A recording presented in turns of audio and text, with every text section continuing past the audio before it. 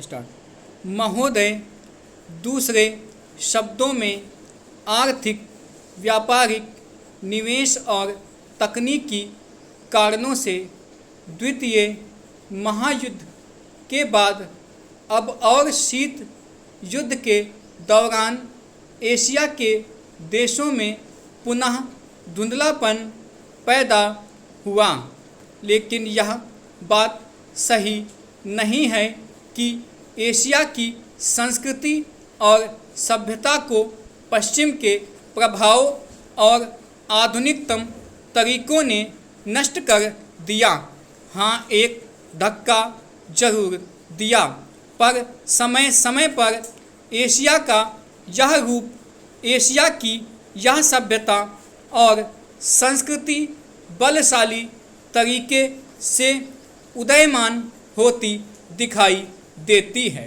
पंडित जवाहरलाल नेहरू ने 1945 में अपनी पुस्तक डिस्कवरी ऑफ इंडिया में एशिया की पहचान पर लिखा है कि हजार वर्षों से जब यूरोप अपने अंधकार के युग में था, एशिया ने अपने मनुष्यों की प्रगतिशील आत्मा को प्रभावशाली ढंग से दर्शाया।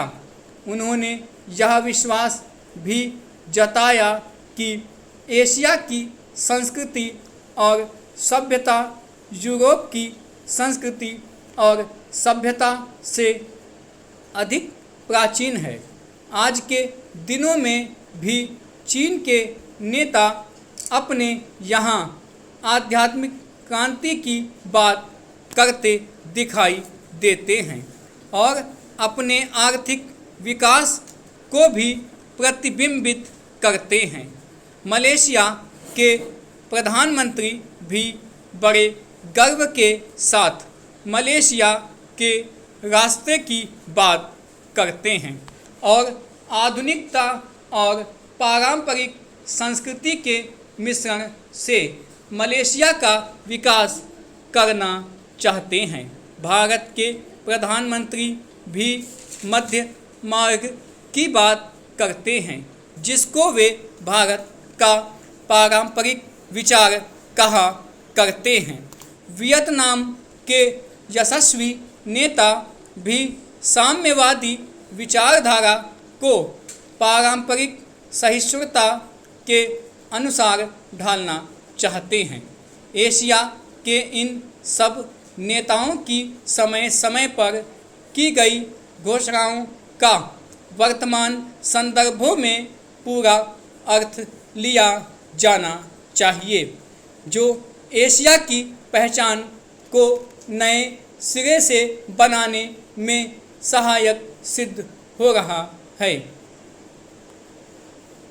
यहाँ यह भी बताना उचित होगा कि हाल के वर्षों में एशिया, विशेष रूप से पूर्वी एवं दक्षिण पूर्वी एशिया के देश एशिया के सुदृढ़ देशों के रूप में उभरे हैं और इन देशों के आर्थिक विकास की दर विश्व के किसी भी अन्य देशों के आर्थिक विकास की दर से अधिक है तथा जिनके आने वाली शताब्दी में विश्व आर्थिक व्यवस्था के निर्माताओं के रूप में उभरने की आशा है।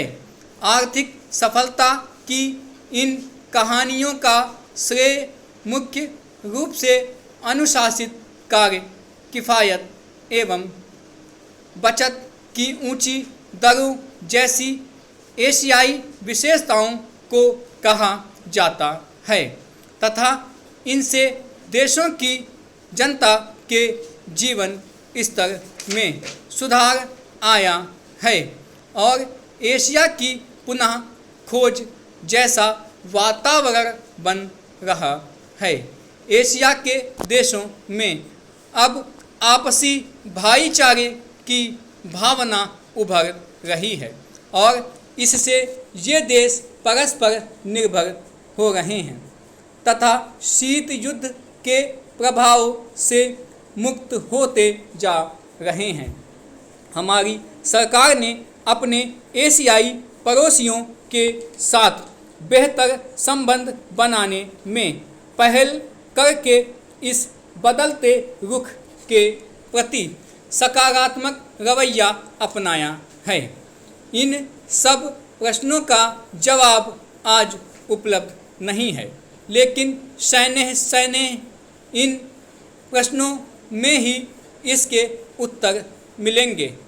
एशिया अपने इन प्रश्नों के उत्तर में एक नए एशिया को जन्म देगा और अपनी एक नई पहचान बनाएगा। यूरोप और अमेरिका के आधुनिक औद्योगिक विकास में नज़र आता है।